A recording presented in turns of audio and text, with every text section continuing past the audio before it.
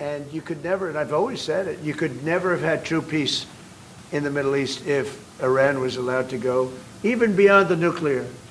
If Iran was allowed to have look at all the missiles they built. A lot have been now taken out by us, and a lot have been expended. But they had thousands of missiles in a fairly short period of time. And I'll go two things. The attack that we did, known as Midnight Hammer, had we not done that, Iran would have had a very powerful nuclear weapon within 1 month. We did it. It was great timing, but, you know, and you've been able to see that too. The other thing was Barack Hussein Obama made maybe the worst deal I've ever seen, because he gave all power in the Middle East to Iran. He went the exact opposite way, and I terminated that. If I didn't terminate that deal, they would be sitting with a massive nuclear weapon 3 years ago, which would have been used already on Israel at least, and other countries also. And we wouldn't be talking about it right now. But if I didn't terminate the deal that Obama made, giving them everything, including plane loads of cash. Do you remember the airplane flew over there? It was a Boeing 757. It was two of them, loaded. They took out all the seats. It was loaded with green cash. So much cash that it was in Virginia, Maryland, and Washington, D.C. They got all the cash from all the banks. They put it, and they flew it to Iran. I never knew a president had that power. I'm going to maybe try it sometime if it's okay. I think I'm going to do it. I'll fly it somewhere. Nobody's ever seen anything like it. 2 planes loaded from floor to ceiling, big planes, Boeing 757s, taken over there and given cash. In addition to that, he was giving them billions of dollars. But worse, he was giving them the right to have the path to a nuclear weapon. And that deal expired. A lot of people said, oh, you terminated. Well, it was going to be terminated anyway because it expired.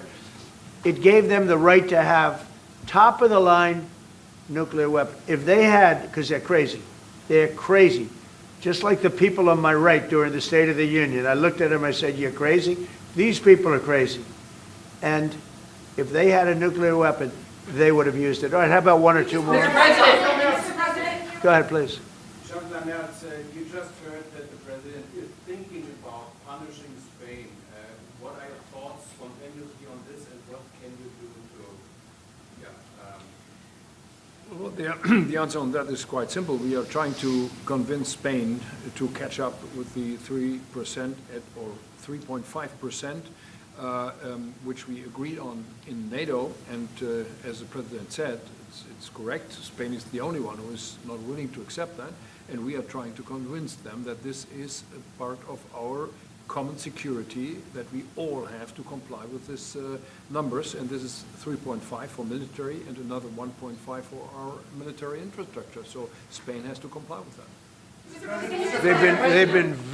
Spain has been very, very uncooperative. And so has UK. Now, the second one is shocking, but this is not the age of Churchill. I will say the UK has been very, very uncooperative with that.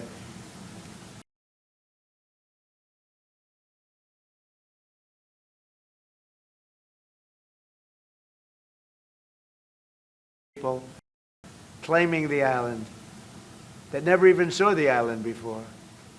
What's that all about? And they ruin relationships. It's a shame. It's and that country, UK, and I love that country. I love it. My mother was born there. I love it. My mother was born there. My father was born. Right? He knows all about my father. My father was born there. So, you know, very places that you sort of automatically very feel warmly about. But the UK, what they're doing with energy and what they're doing with immigration is horrible. You have the North Sea. Somebody said yesterday, what would you do if you were the UK? Open up the North Sea. They got windmills all over the place that are ruining the country, ruining the landscapes, ruining the beautiful fields. Open up the North Sea. It's one of the greatest, think of it, they buy their energy from Norway, which gets the energy, the oil, from the North Sea. So Norway drills in the North Sea and sells it to UK. And UK has a better part of the North Sea. Open up that, and number two, illegal immigration. They got to solve that problem.